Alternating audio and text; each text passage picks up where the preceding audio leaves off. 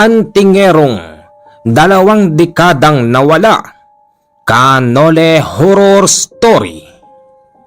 Ang anak ni Ojena na si Antoy ay naglalaro sa kalsada gabing-gabi na ng mga oras na yun, pero hindi niya binabawal kahit alam niyang maraming nakatingin. Pinipigil at tinataboy ito ni Ojena sa pamamagitan ng kanyang napakatalas na bitaw na orasyon. Si Ojena ay isang kilalang kaliwang antingero sa kanila at halos lahat ng albularyong nakatira sa kanilang bayan ay nakalaban na ni Ojena, pero lahat ng mga yun ay hindi umubra. Habang pinagmamasdan ni Ojena yung kanyang anak, dumating ang kanyang kumpare na isa ring mag-aanting. Ang wika nito sa kanya, "Pare, magandang gabi. Sino yung batang naglalaro doon?" Yung anak ko, si Antoy." "Anak mo yun, pare?" "Oo, pare." "Antoy, halika nga rito. Halika na at gabi na." "Sigurado kang anak mo siya, pare? Bakit hindi mo man lang sinasabi sa akin na meron ka palang anak?" "Pare, nabanggit ko na yan sa'yo dati. Ang problema, isang dekada na nang huli kang dumalaw dito.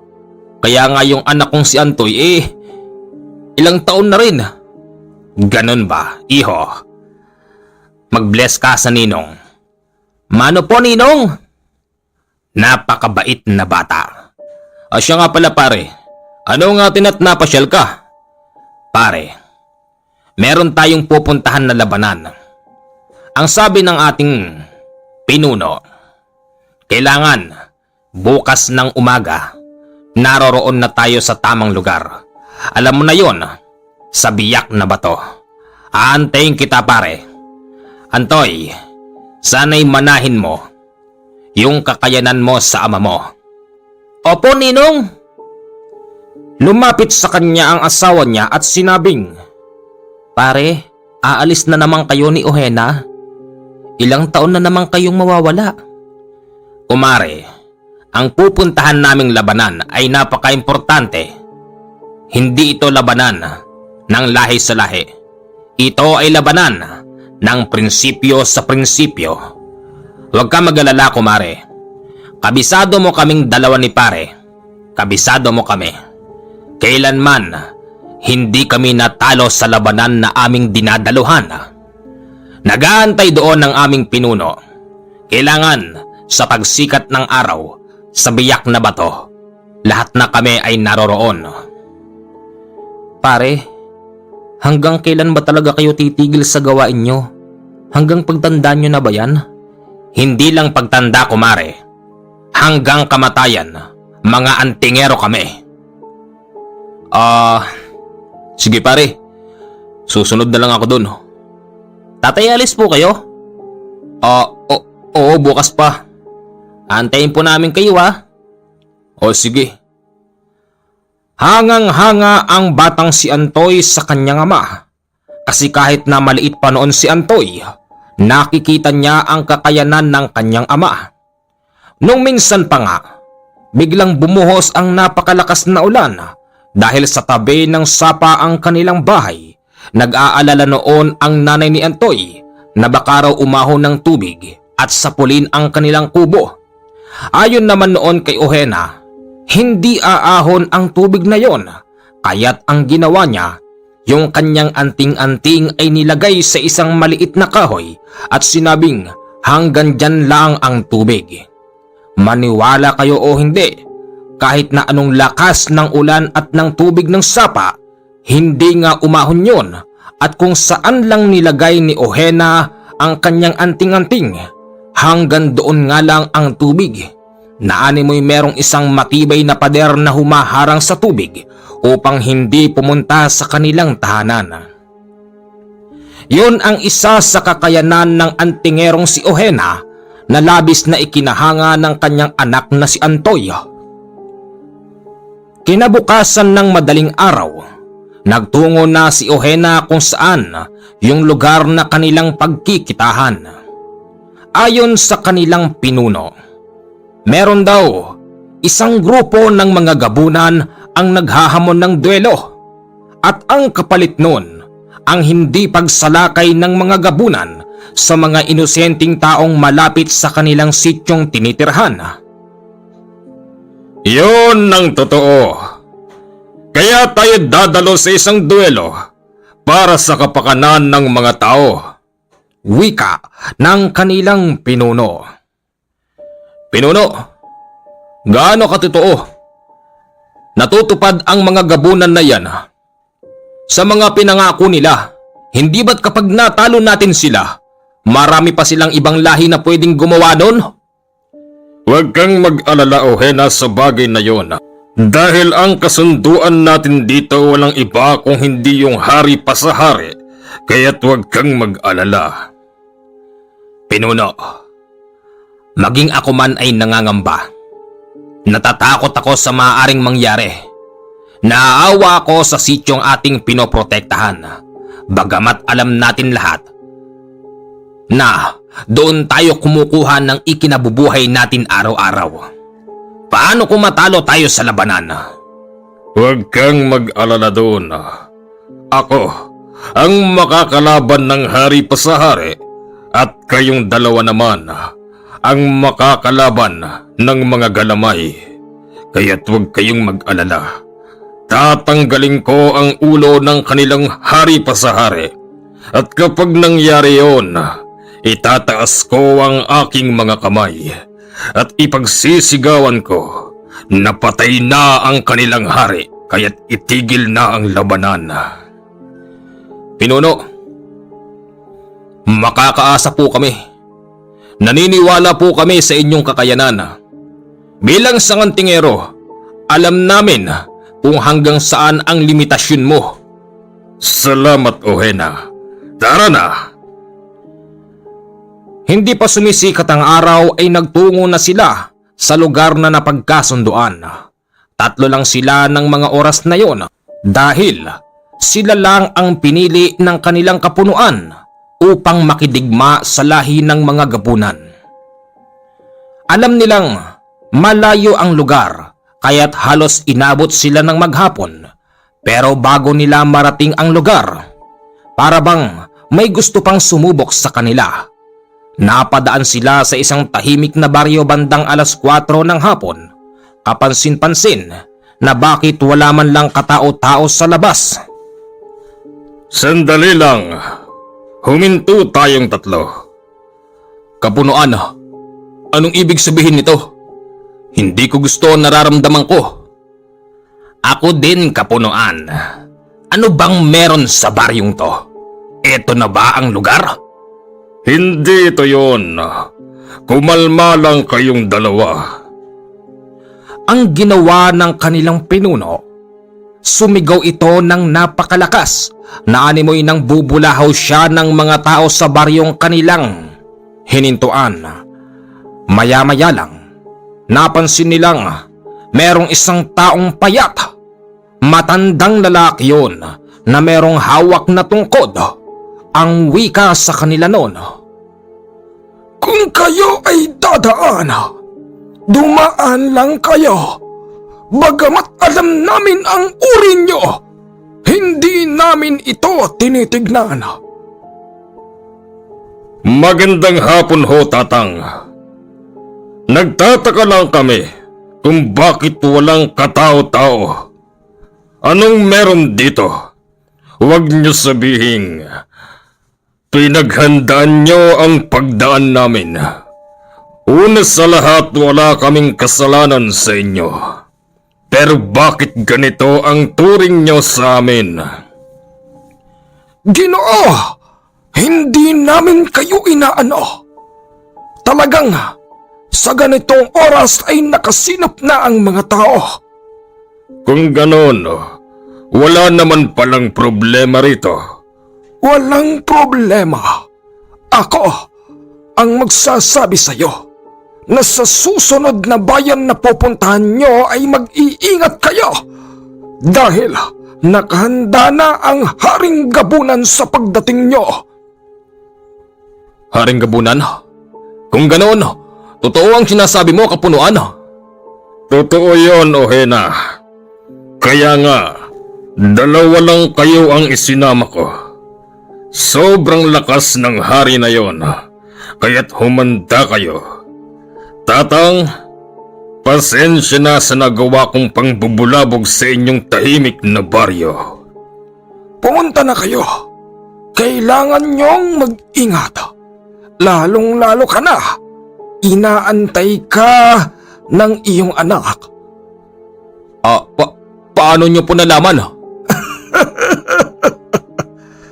Ako ay isang ermitanyo. Ako ang nangangalaga dito. Alam mo bang, sa sobrang lapit ng aking pinangangalaga ang sityo sa mga gabunan, hindi nila magawang salakayin ang sityo na ito ng dahil sa akin. Dahil sa inyo? Kung ganoon, tama na. Tama na ang usapan. Hindi ito ang pinunta natin dito. Manong ermitanyo, dadaan na ho kami. Sige. Mag-iingat kayo. Hindi makapaniwala si Ohena sa sinabi ng ermitanyong nangangalaga sa sityo. Paano niya napangalagaan ang sityong yun nang hindi man lang ginagalaw ng mga gabunan malapit sa kanila? Naisip niyang, anong meron sa matandang yun? Ano ang kanyang kakayanan? Tumatakbo yun sa isipan niya habang papalapit sila ng papalapit sa kuta ng mga gabunan. Natatanaw ko na sila.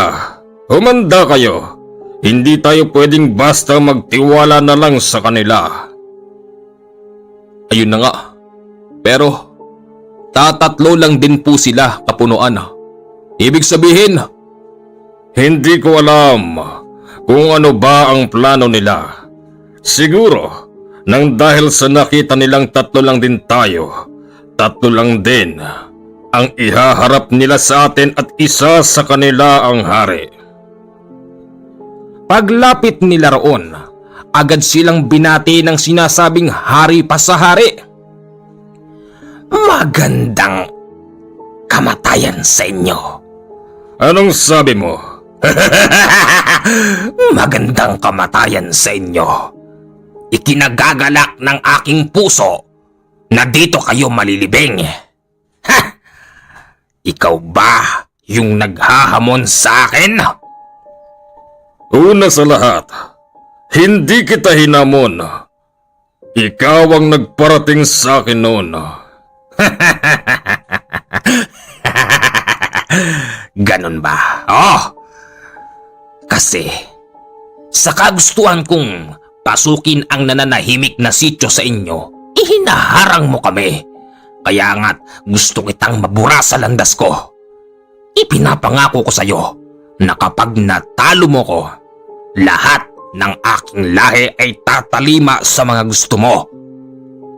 At kapag natalo kita, etong tandaan mo, mamamatay ang lahat ng lahi nyo. Ano pang inaantay mo? Mag-uusap na lang ba tayo? Bakit hindi mo gamitin yung pagiging antingero mo? Malakas ka, di ba? Napikon ang kapunuan ng antingero dahilan kung bakit ibinagsak niya yung hawak niyang isang kahoy na merong tulis-tulis sa dulo, tapos hinubad niya ang kanyang damit. Dito tumambad sa kanila yung mga tatunon. Hindi ito basta tato, dahil ginamitan ito ng nagbabaga na bakal at yon ang ginamit pang tato sa kanyang katawan. Hindi ako nagugulat. Alam mo bang, marami na akong napatay na katulad mo. Maaring marami ka nang napatay, pero ibahin mo ko sa lahat. Yung tattoo niya sa katawan ay parabang inukit na dragon. Maniwala kayo o hindi, yung mismong bunganga ng dragon ay nakahalik pa sa kanyang nag-iisang anting-anting. Nang hawakan niya yung anting-anting niya, ay biglang nagkaroon ito ng buhay. Nawala yon sa kanyang katawan. Maya-maya pa, nakita na lang nila Ohena na nakabilot na yon sa katawan ng kanilang kapunuan. Napakahaba nun, halos 3 beses ang laki nun sa kanilang kapunuan. Tinitignan ni Ohena kung magugulat ba ang Haring Gabunan, pero natawa lang ito at sinabing,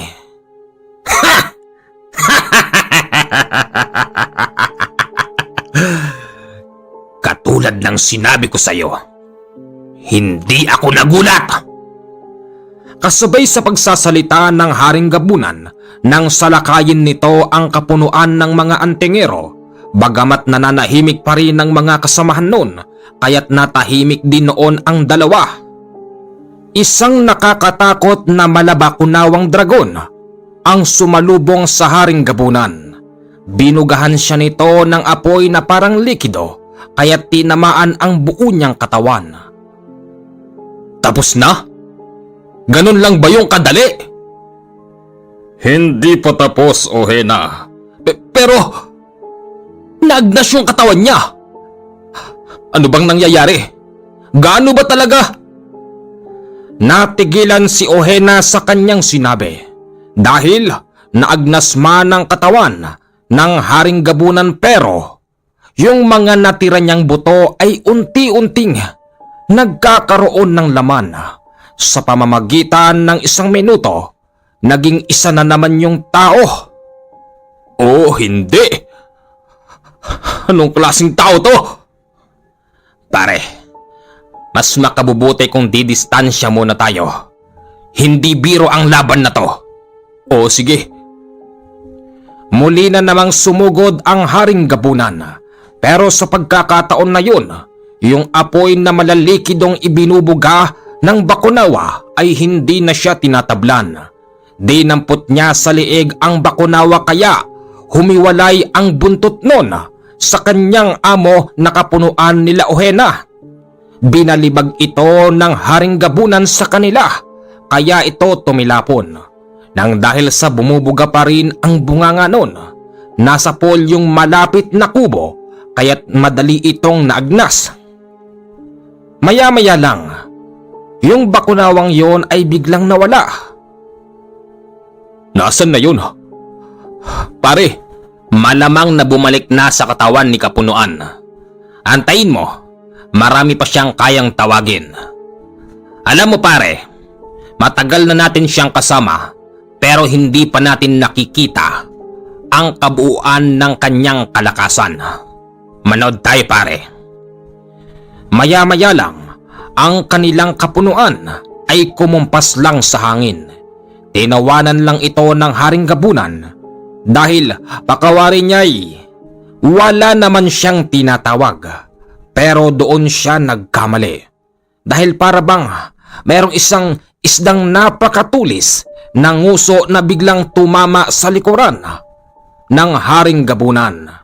Nawala rin yun nang tumama ito sa likuran, pero nabutas ang kanyang likod. Halos gagabola ng pang-basketball ang butas ng katawan ng Haring Gabunan.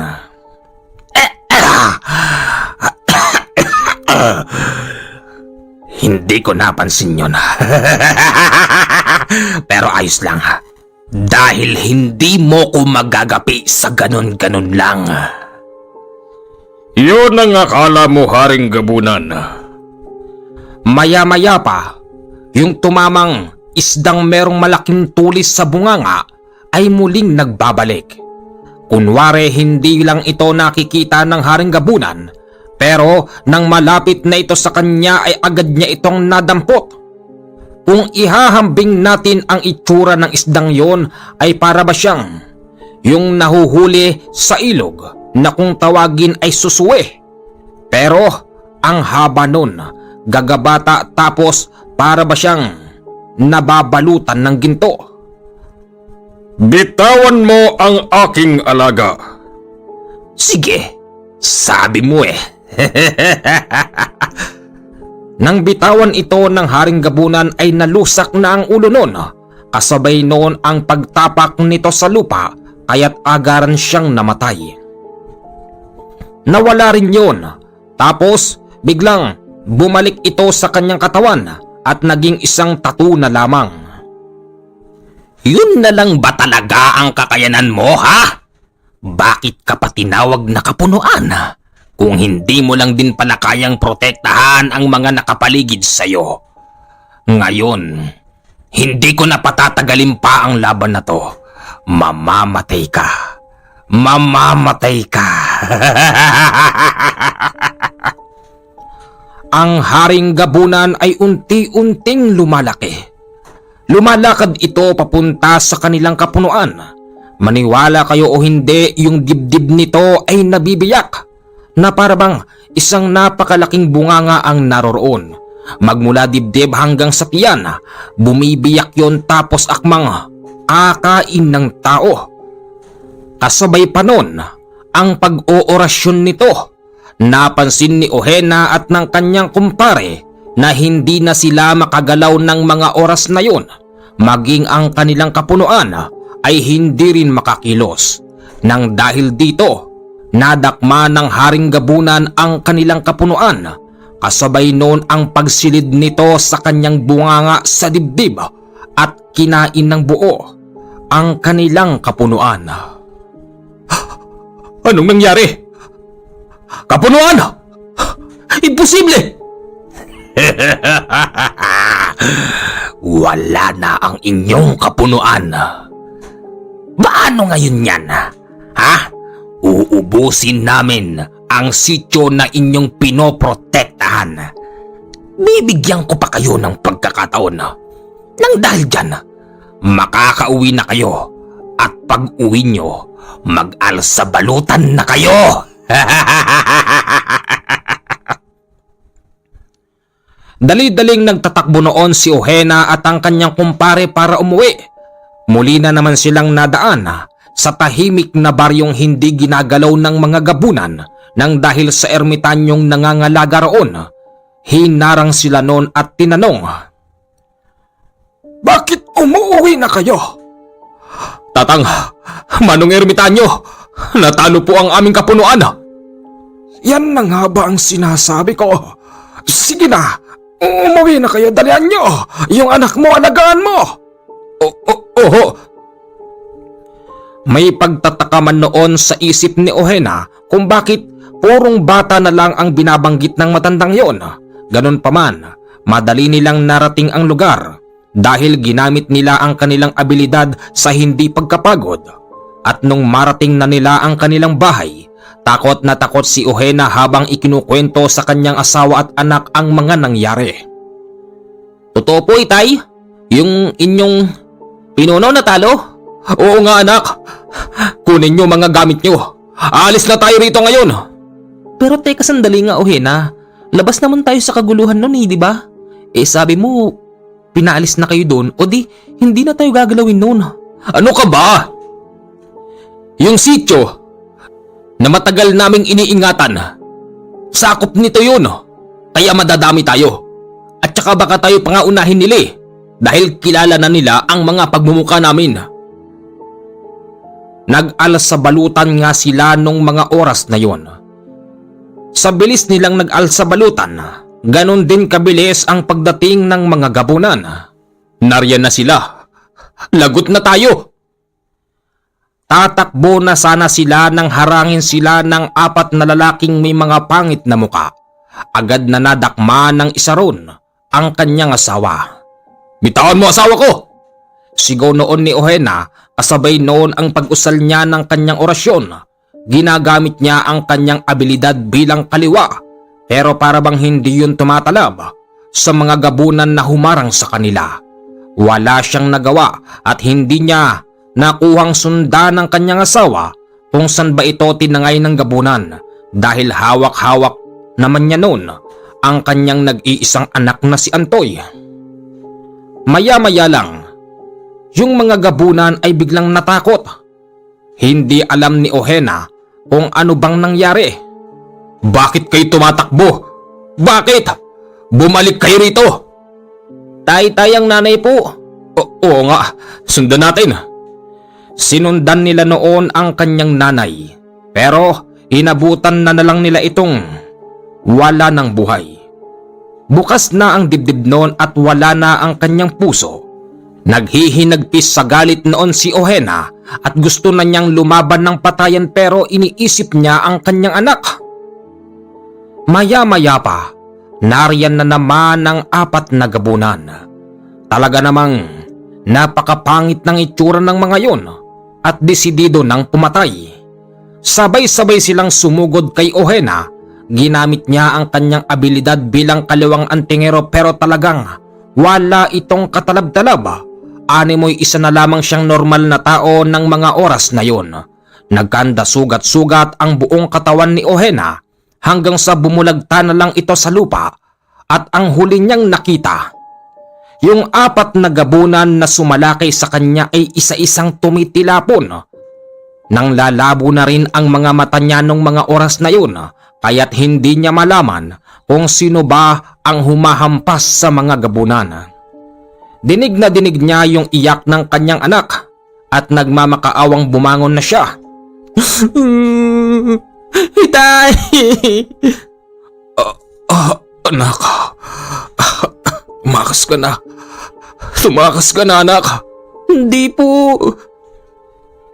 Maya-maya pa, merong isang malakas na puwersa na parabang lumingkis sa kanyang anak at unti-unti itong hiniwalay kay Ohena. Tuluyan na siyang nawalan ng malay.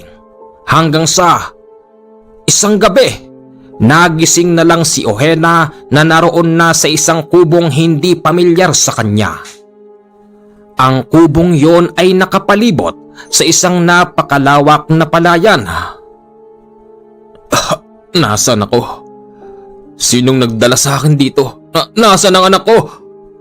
Gulat na wika ni Ohena tapos nang mapalingon siya sa kanyang mga baraso at paa sa tiyan, wala na ang kanyang sugat. Anong nangyari? Nasaan ang anak ko? Sigaw pa ni Ohena pero walang katao-tao doon. Tapos ang lugar, ikinagulat niya. Yung bundok na medyo may kalayuan sa kanya ay hindi niya yun nakikita dati. Anong lugar to? Para bang napakalayo ko na, wika ni Ohena. Nang dahil sa wala na siyang pagpipilian, yung mga palay doon ay kanyang ginapas. Nagtataka siya kung bakit parang wala naman yatang may-ari noon hanggang sa nilugas niya ito at ginawang pagkain. Lumipas pa ang ilang mga taon. Nasanay si Ohena sa pamumuhay mag-isa, bagamat meron ding mga tao sa gawing bayan kung saan siya namimili ng pagkain hanggang sa napansin niyang para bang wala na talaga siyang kakayanan. 2 dekada na ang lumipas. Habang nakaupo si Ohena at nagmumuni-muni, iniisip ang kanyang nawalay na asawa at anak. Hindi niya mapigilang mapaiyak hanggang sa merong kumalabit sa kanya sa likuran. Matanda na si Ohena ng mga panahon na yon.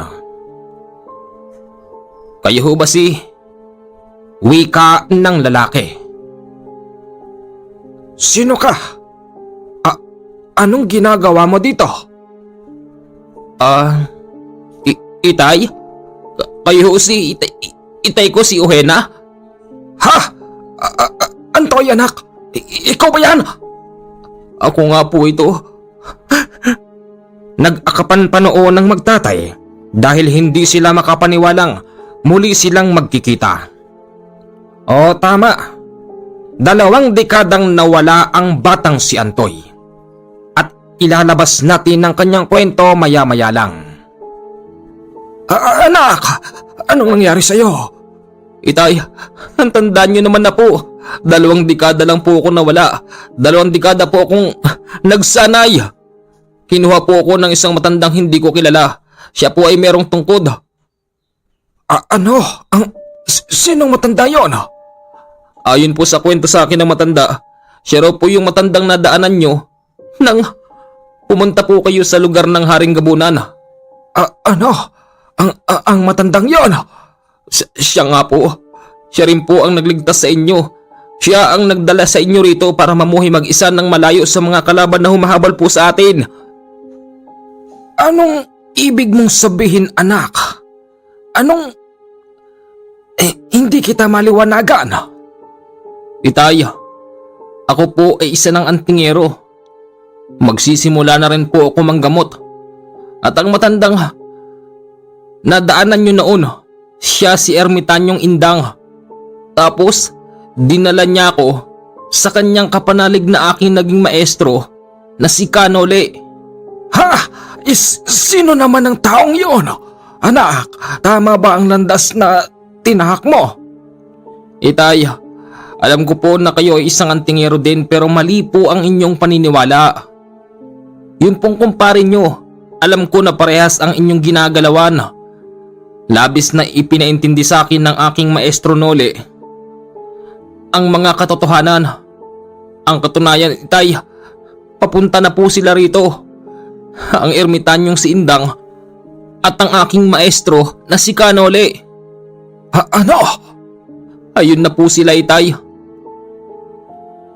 Kamusta ho kayo?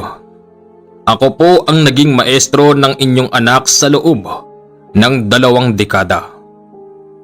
Alam po namin na kayo ay naging isang kaliwang antingero. Mali ang paniniwala. Isinalba lang po namin ang inyong anak. Hindi po namin sinabi sa inyo ng mahabang panahon. Patawarin niyo po kami. Ako po si Nole. Ikaw pala yun. At siya naman po, yung matandang siguro, hindi niyo pa nakakalimutan. Kamusta ka na? Hindi ba't naaalala mo pa rin ako, Ohena? Oho, naalala ko po kayo. Kayo yung matandang nangangalaga sa sityo na malapit sa mga gabunan. Huwag ho kayong mag-alala. Yung pagkamatay ng inyong asawa ay pwede nang ipaghigante ng inyong anak. Pero sana'y huwag niyong isipin na kaya ko kinuha ang anak niyo para lang makapaghiganti. Niligtas po namin ang anak niyo, yon ang totoo. At yung pagkawala ng inyong kakayanan bilang isang antingero, ang may gawa naman po nun ang aking kapanalig na si Kaindang, kaibigan ng aking maestro.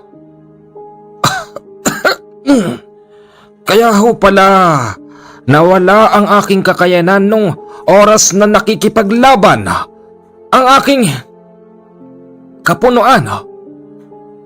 Paano ako napunta rito? At kamusta na ang mga gabunan na yon? Natuloy ba ang pananalaki nila sa aming sityo? Natuloy. Pero hindi sila nagtagumpay dahil naroroon kami ni Kaindang. Ganun ho ba? Maraming salamat. Ang ikinalulungkot ko, ang aking asawa ay hindi ko man lang naipagtanggol. Huwag kang mag-alala. Lahat tayo ay sasapitin.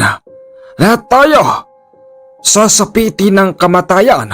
Meron lang talagang nauuna.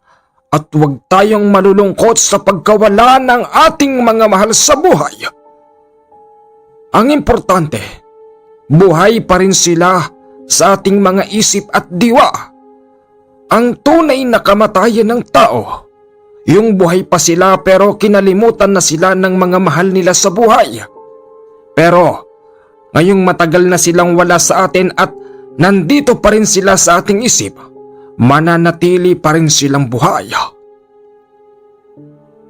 Ohena, itong tandaan mo, ha?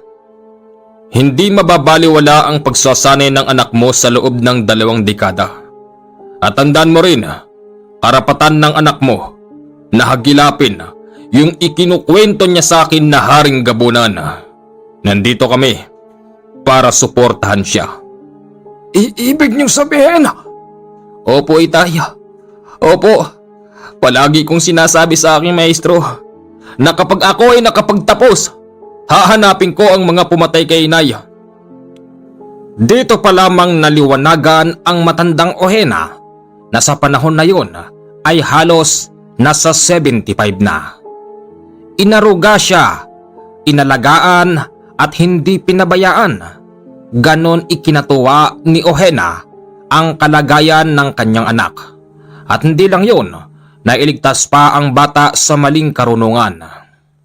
Isang linggo silang namalagi doon, pahinga, kwentuhan, pagkain at trabaho sa bukid. At naipiliwanag din ng matandang Indang na ang bukid na kanyang tinirhan sa loob ng 2 dekada ay pag-aari ito ng ermitanyong si Indang. Nagpapasalamat naman ang matandang Ohena dahil hindi siya pinabayaan at hindi niya lubos sa akalain na siya ay maiiwas sa maling gawain. Lumipas pa ang ilang mga araw. Nagplano na sila kung paano nila pupuntahan ang lugar ng Haring Gabunan. Ganito ang magiging plano, makinig kayo. Una, hindi ako ang dapat na lumaban sa kanya. Antoy, ipakita mo sa akin ang iyong natutunan. Ganun pa man hindi ako magiging kampante. Titignan pa rin kita. At kapag nakita ko na mukhang hindi mo pa kaya, nandito lang ako. Tutulungan kita, Antoy. Maraming salamat po, maestro. Nagtungo sila sa lugar na yun. Sa loob ng 2 araw ay narating nila ang lugar. Wala silang pakialam sa mga gustong humarang dahil sa pamamagitan ng pagkumpas ni Kanole sa hangin ay nag-aalisan na yung mga humaharang na nilalang. Nagulat pa nga noon ang mga gabunan sa pagdating nila. Ang wika ni Kanole sa 2 gabunan na nakatambay. Tawagin mo ang inyong hari. Ngayon din. Nang sabihin niya yun, labis ang naramdaman na takot ng mga gabunan. Maya-maya lang nariyan na sila. Ang dami-dami nilang nagkumpulan. Yung iba mga nakatayo at yung iba ay mga nagsabit sa mga naglalakihang puno. At yung iba naman ay kumukot-kot pa sa lupa na animoy nagtatago. Magandang araw sa iyo, Haring Gabunan. Siguro naman, kahit na ilang dekada na ang lumipas natatandaan mo pa rin ang muka ng taong to. Siya si Ohena. Ako si Ohena. Ako ang kapanalig ng aming kapunuan na nilamon mo ng buo. Sino ba namang makakalimot sa isang parang dagang natakot?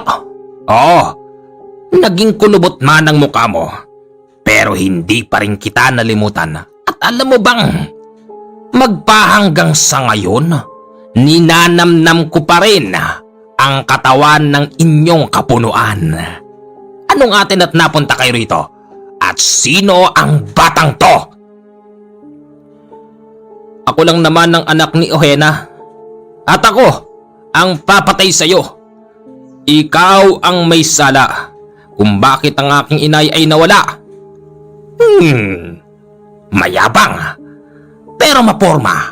Higit sa lahat, mabango. Yan ang mga tipo kong kinakain. At tsaka teka, sino naman to? Magpapakilala lang ako sa iyo. Ako si Nole. Ha! Ikaw pala! At kamusta ka na?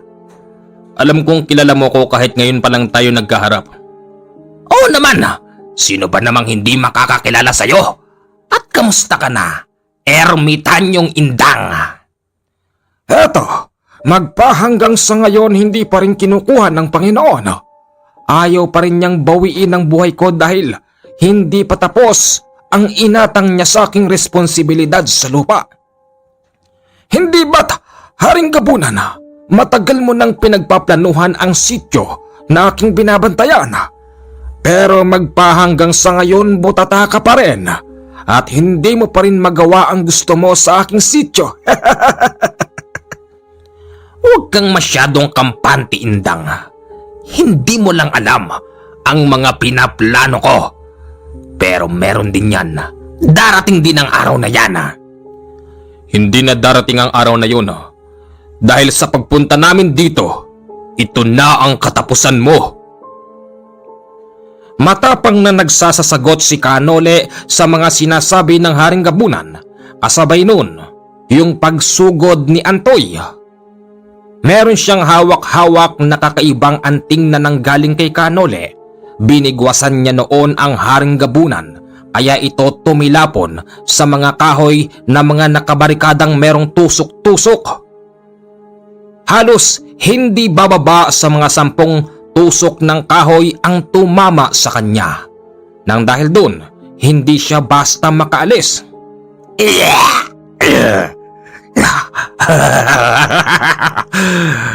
Yun lang ba ang kaya mo, iho?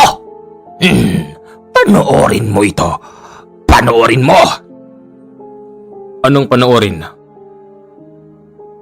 Nagulat na lamang sila dahil kahit na nakatusok na siya sa kahoy, yung katawan noon ay parabang naging malambot na laman at unti-unti siyang natatanggal doon.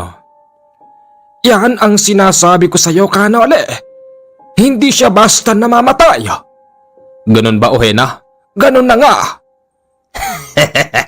Buo na naman ako. Paano ba yan? Muli na namang sumugod noon si Antoy, pero sinigurado niya na sa susunod na tira, ultimong ang kanyang kaluluwa ay matatanggal sa kanyang katawan. Pero hindi yun tumama. Bagkus, nahawakan siya ng Haring Gabunan sa liig. Kasabay noon ang pag-angat sa kanya habang siya ay sinasakal. Bitawan mo ko. Hindi kita bibitawan. Puputulin ko ang ulo mo sa pamamagitan ng aking kaliwang kamay. Maestro! Kaya mo yan! Nakalimutan mo na ba yung senyas sa kanya ni Kanole ay isang letrang Latin? Oo nga no, sabi na lang noon ng batang si Antoy, inusal niya yun nang dahil dito nabitawan siya ng Haring Gabunan. Anong klaseng usal yon? Ang usal na yun, ang pinakamalakas. Ano man ang gawin mo, bibitawan at bibitawan mo pa rin siya. Wika ni Kanole, napaso pala noon ang Haring Gabunan nang usalin yon ni Antoy. Eto na, namana ko lang naman sa aking maestro yung kakaibang ganitong klaseng kakayanan. Wika noon ni Antoy, hawak-hawak na naman niya ang kanyang mabigat na baraso at nakikita niyang parabang nagkakaroon yun ng kuryente at agad niyang sinalakay noon ang Haring Gabunan kaya ito tinamaan sa dibdib. Muli na naman siyang tumilapon sa mga kahoy na merong tusok-tusok at sa pagkakataon na yun, buo niyang katawan ang natusok. Hindi ka na makakabangon ngayon dyan. Mamamatay ka na. Diyan ka nagkamali. Pira-pirasuin mo man ako. Babalik at babalik pa rin ako. Diyan ka nagkamali. Malagay mo hahayaan pa kitang makalis dyan. Antoy, bakit hindi mo nagawang tanggalin ang sarili niyang kaluluwa sa kanyang katawan? Dahil maestro, naisip kong kayo po ang gagawa noon. O sige, ako na. Teka, sandali! Bakit, Ohena? Bakit? Sandali lang. Hanggang sa huling sandali, gusto kong ipaghigante ang aking asawa. Si Ohena nung mga oras na yon ay meron palang bahong itak. Habang nakatusok ang Haring Gabunan sa mga kahoy, pinagtataga niya ang ulo noon. Wala siyang awa na pagtatagain ang Haring Gabunan kahit na tumitilapon na ang dugo noon. Ibinuhos ni Ohena ang kanyang galit sa Haring Gabunan. Lahat na lang ng parte niyang katawan ay merong tusok tapos pinagtataga pa rin noon. Ikaw ang may kasalanan kung bakit nawala ang asawa ko. Sige, ibuhos mo galit mo. Yung mga kalahi naman noon ng Haring Gabunan ay nagngangalit na rin sa galit at gusto nilang sumugod pero lahat sila walang nagawa. Ang sino mang susugod dito ay papatayin ko. Wika ni Kanole, pero sa pagkakataon na yun, nagtakbuhan ng mga Gabunan. Bumalik kayo rito! Pagtatatagain ko rin kayo! Wika ni Ohena. Sa pagkakataon na yon, nasa kanila na ang laban. Nakasalalay na lang sa kanila ang kanilang buhay.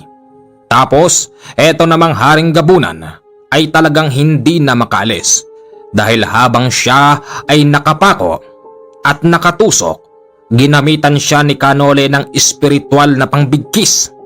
Hindi ako makaalis dito. Hindi ka na talaga makakaalis dahil wawakasan na namin ang kasamaan mo.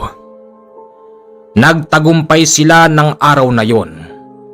Ang pumatay sa kanya, walang iba kung hindi ang isa sa malakas na tangan ni Kanole, ang sibat ng kalangitan. Naging abo siya mismo habang siya ay nakatusok. Bakit mo siya tinuluyan? Natural. Gagawin ko yun dahil tapos na ang iyong paghihiganti. Pero muli siyang mabubuo. Hindi siya naagnas. Naging abo siya. Kaya magkaiba yun. Maniwala ka o hindi sa akin, Ohena, kung siya'y maagnas lang, mabubuo pa siya. Pero sa pamamagitan ng aking sibat ng kalangitan, magiging abo siya at tatangayin na lang siya ng hangin. Pero paano ang kanyang lahi? Huwag kang mag-alala sa lahi niya. Hindi sila manggugulo. Sisiguraduhin ko sa iyo yan. At kung sakali mang gawin nila yon, nandyan ang anak mo. Hindi ba, Antoy? Opo, maestro. Maraming salamat po sa inyo. Dahil po sa inyo na ipaghiganti namin ang aming nanay. Wala nga naman. Kayo ito! Sinong matapang sa inyo na gustong lumaban sa akin? Wala nang lalaban sa iyo. Hindi ba? Mga tao rito, ngayong wala na ang inyong hari. Wala nang ni isa sa inyo ang gustong pumalit nang dahil dyan mamumuhay na kayo ng payapa. Meron din kayong mga pamilyang inaalagaan at pinapalaki. Kaya't umalis na kayo sa lugar na ito. Lisanin nyo ito at mamuhay kayo ng maayos. Sana'y nagkakaintindihan tayo. At kung meron mang hindi nakakaintindi dyan, pues lumapit na rito. Yung umaastang, siya ang papalit sa hari. Sino? Meron bang anak ang hari nyo? Meron. At meron din siyang asawa. Bakit nyo ginawa yon? Karapatan naming gawin yon. Dahil ang hari nyo ay sobra na ng kasamaan. Nasaan ang sinasabi nyo? Iharap nyo sa akin at ako mismo ang papatay.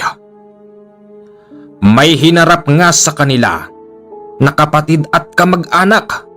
Kahit na naghihinagpis sila sa galit, pero hindi sila basta makaporma dahil alam nila kung ano ang kayang gawin ng mga taong nasa harapan nila. Ikaw ba yan? Ikaw ang papalit, pues dapat ka na rin patayin. Sandali lang. Bakit? Sino ka? Ako ang kanyang kapatid. Oho, labis ang aking galit sa pagpatay niyo sa kanya. Pero hindi naman ibig sabihin noon ay manglalaban na kami sa inyo. Bagamat alam namin ang kaya niyong gawin. Minsan, kinukundin ako din ng mga kamalian ng aking kapatid. Ngayon, wala na siya. Makakaasa kayong hindi na muli pang mauulit ang pamumuno niya. At lahat ng mga tao rito ay mamumuhay ng mapayapa nang malayo sa kaguluhan. Hindi ba aking mga kalahi? Minsan ayaw nyo rin ang pinag-uutos ng aking kapatid. Pero wala kayong magawa dahil papatayin niya kayong lahat.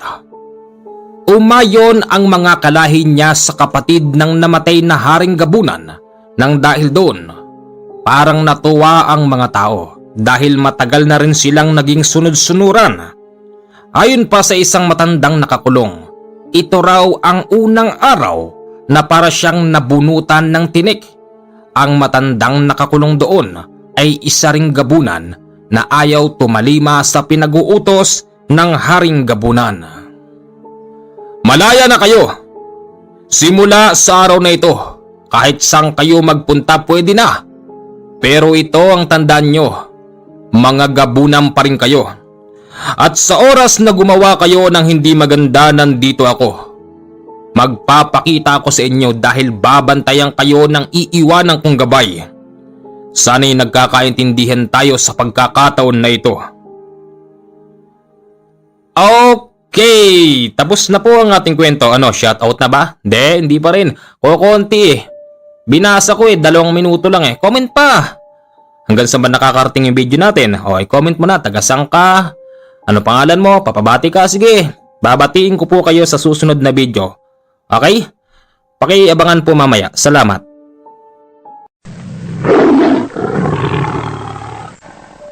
Antingerong 2 dekadang nawala. Canole Horror Story. Ang anak ni Ojena na si Antoy ay naglalaro sa kalsada. Gabing-gabi na ng mga oras na yun. Pero hindi niya binabawal. Kahit alam niyang maraming nakatingin. Pinipigil at tinataboy ito ni Ojena sa pamamagitan ng kanyang napakatalas na bitaw na orasyon. Si Ojena ay isang kilalang kaliwang antingero sa kanila at halos lahat ng albularyong nakatira sa kanilang bayan ay nakalaban na ni Ojena, pero lahat ng mga yun ay hindi umubra.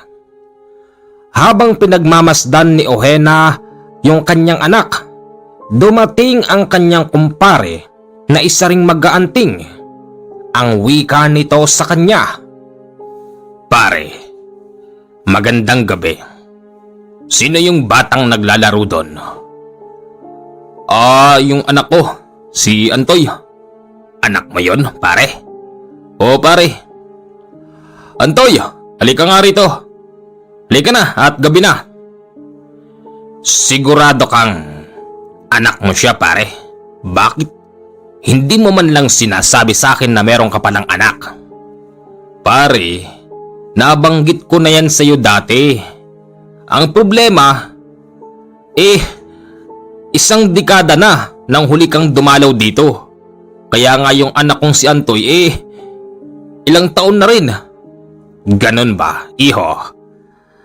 Mag-bless ka sa ninong. Mano po, ninong? Napakabait na bata. Siya nga pala pare, ano nga tinat napasyal ka? Pare, meron tayong pupuntahan na labanan. Ang sabi ng ating pinuno, kailangan bukas ng umaga naroroon na tayo sa tamang lugar.